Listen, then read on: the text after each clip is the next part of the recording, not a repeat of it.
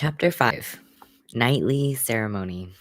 The procession filed through a tall doorway and split to either side of the room, where they sat in wooden chairs to the left or climbed onto the broad platform to the right. Lady led Monique onto the platform and toward the far wall opposite the doorway, where sickly white surfaces halted at a sheet of beautiful midnight blue. No chaos swirled in its paint. It stood flat and unblemished, the only pure and peaceful wall beneath Empire Music Hall. Monique couldn't take her eyes off it. She only realized Lady was talking when her outstretched arm grazed the edge of sight. She was pointing people out and naming them Mr. Something, Miss Whoever, and someone else, and some other, a blur of names and faces that Monique couldn't piece together. There had to be over 100 people in the room, too many to memorize. Lady talked a lot, but she said little. Israel and a few dozen others filled the platform, gathering a motley of faces from every corner of the city, with Monique standing closest to the blue wall. She wondered if any of their families knew they were here, or if they cared. When everyone on the other side of the room had seated themselves, Bouchard stood up in front of them. "The choir is gathered and the ceremony will commence," he said. "We'll call the low end of the song tonight." He waved at the doorway. Monique leaned her face towards Lady's hair and whispered, "Are we the choir?" Lady tittered. It was enough of an answer. "What about Bouchard?" Monique asked. "Is he in charge?" "You're so silly," Lady said, smirking. "Mr. Bouchard conducts the ceremony, but only the worm and his kings are in charge. You should pay more attention." Her smirk faded and her forehead creased. "Huh, I don't know your name." Bouchard clapped his hands, commanding silence. Lady might not have thought he was kingly, but authority breathed off Mount like him, almost a smell that Monique couldn't name. It reminded her of when she'd visit the lobby of Marigold and Cohen for secret meetings with Donna. Those lawyers didn't rule the world, but the power of their money and positions crackled between them and their followers. Here, that power might have been the will of the worm. 4 stragglers traipsed through a doorway, dragging with them a woman who wore a familiar red coat. They led her down the open floor between the chairs and platform toward the empty blue wall and rested her at the room's center. She dangled unconscious from the Gray Maiden's hands earlier this evening, but now her eyes were open and she sat on her knees. She seemed strangely calm, but by her heaving chest, Monique could tell she was exhausted. Bouchard cleared his throat. "Each of you came to us with a purpose," he said, his voice booming. "You felt something unripe about our world, its composition, started by the universe and yet incomplete.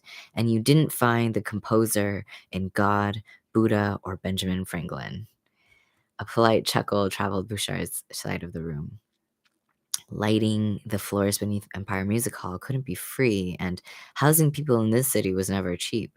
Some of them had to have money, or they knew others who did. They sat here giggling while their pet monster snatched women off the street. It boiled Monique's blood. They didn't have enough power above. They had to come down here and weave nonsense to justify themselves. They might not have called themselves the Worm's Kings, but blaming their god's will and claiming divine right was self-styled royalty just the same. Karen was wrong. They weren't dangerous because they could tear someone limb from limb. They were dangerous because they were too high on their own fantasies to think straight, and no one would question them. Bouchard waited for the chuckling to die and then carried on. "Most of all, you know that whatsoever your walk of life, high or low, you deserve more. And now you've come to get it. The third coming of the worm fast approaches. When we offer up the new bride of the worm and our talented choir sings the song that pierces the universe, everyone here will become a king of earth, strong as the first." He clapped his hands again, shaking Monique's nerves.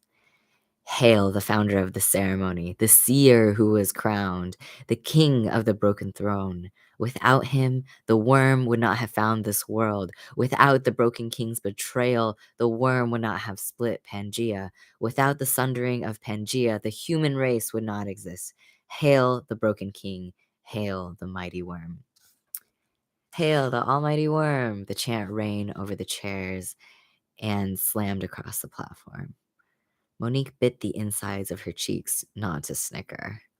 If it weren't for the Grey Maiden's monstrous nature giving some meat to their words, they would be nothing but another mound of crackpots. Who had ever heard of worship for a worm? None of these people could have survived the streets. Bouchard turned to the room's center.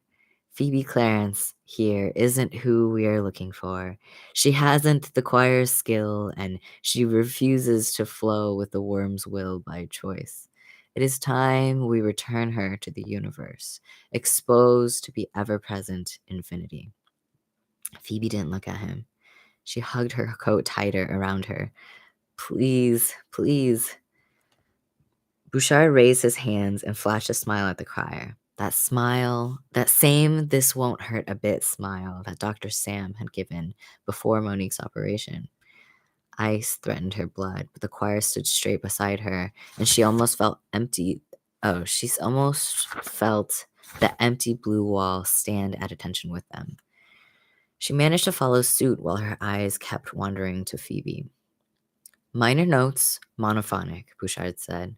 We won't sing the whole song. Newcomers, follow along. Monique hadn't been caught singing in front of people since last summer. She'd had a home then, and Donna, and they'd stayed out late at Coney Island where they met a girl named Rhiannon.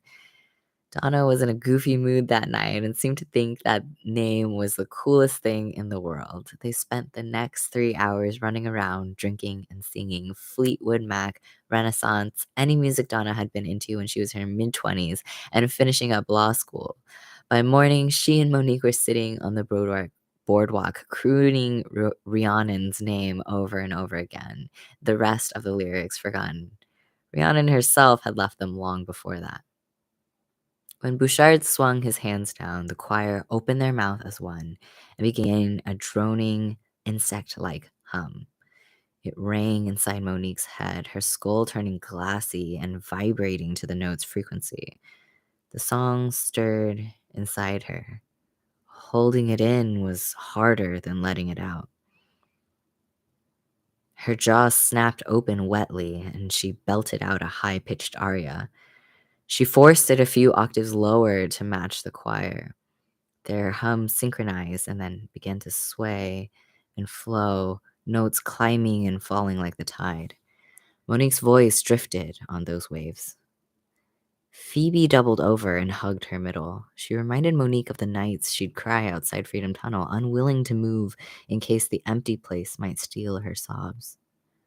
Please don't, Phoebe sounded in pain. Harmonize with the universe, Bouchard said. His arms swung in motions that probably meant something to the practiced members of the choir, but nothing to Monique. She tried to follow their hum. Fold the notes into purity. Phoebe's eyes squeezed shut as all sound died in her mouth. She had to be making noise. Her lips still moved, but the choir's song drowned her anguish. Her shadow stretched behind her, crossed the floor toward the empty hall, and climbed across midnight blue paint until it stood as tall as the Grey Maiden. Monique guessed someone was manipulating the ceiling lights. Shadows didn't move on their own. Stronger, Bouchard bellowed. Veins mapped city blocks across his bald head. This is only one side of the song. If you can't master this, how will you master its completion? Impress me, singers. Impress the worm. The choir obeyed. Their hum rang in Monique's ears. She had to sing louder to fight it. Phoebe's spine arched backward. Ceiling light poured over her face and slipped down her open throat. She looked to the empty wall now, upside down, head lolling over her shoulders. One arm hugged tight against her chest. The other reached for the entrance. The choir, anything, anyone who might help. An earthquake tore through her, every limb shaking. The song was doing it, Monique realized. The harsher its hum, the harder Phoebe quaked. One singer's warping the wall paint earlier had been a forgettable parlor trick compared to the full choir's cruel magic. The song was causing pain, and Monique was part of it. She tried to shut her mouth and swallow the song, but to resist made her teeth rattle, her skull clinging too tight. One foot slid toward the empty wall. Maybe she couldn't stop singing, but she could try to leave the ceremony room. Phoebe seemed to move too. Like her shadow, her body stretched across the floor. Her red coat echoed toward the empty wall and transparent after images. The same optical effect of waving a hand in front of someone's eyes too fast, but it was happening to her entire body. Her lips moved where she sat solid at the floor's center, and the change echoed down each Phoebe-shaped fragment, a ripple of patterns across a dozen blurring faces. Monique couldn't hear a word. The hum was too loud, inside and out, but somehow she could tell that Phoebe was praying. Monique's foot slid off the platform. She had to get out. No one would stop her from creeping along the empty wall to the far side of the room, sneaking behind the chairs and out the entrance. All eyes were on Phoebe, being stretched through time, narrowing, dying. Monique took 2 steps along the wall and rebounded the air as if she'd hit a hard surface. Her mind grasped at Lady's comment about whoever was under the music hall. They haven't been dismissed. Monique tried again, but the air between Phoebe and the midnight blue wall repelled her. She tried again, and her legs swiveled, almost dropping her to the floor. Cold, sweet seeped across her skin, the deepest she had ever known, the kind of cold shape that clawed at her dreams. The song quit rattling in her head as if likewise repelled. No, that can't be, she whispered under her breath. The empty place was here. She had crossed blocks of Manhattan from Freedom Tunnel, and yet it had wormed through the city's underbelly to chase her. What do you want? She snapped. What are you? There was no answer. No one else seemed to notice it, same as in the Freedom Tunnel. It was sucking up the choir's song, Phoebe's prayers, Monique's questions, filling itself with their sound. Not even dust would touch the empty place, but it was taking their music. It was eating Phoebe. Any remnants of the hum in Monique's throat shattered into a scream. She didn't care about sneaking anymore. She darted past poor Phoebe, whose form was losing focus and fading into thin air, and through the ceremony room's doorway.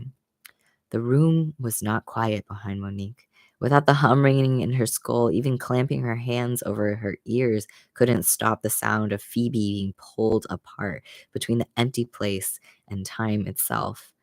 She was screaming, but the sound synchronized with the choir. And then it was gone. Monique didn't need to look back to tell that Phoebe was gone too. Bouchard bellowed once again. Even in death, we still serve the worm. Our souls are tethered to him, for he is the fountain from which we spring. She is with him now. None will be dismissed until the third coming of the worm, a world where we are kings. The choir's hum broke into cheers.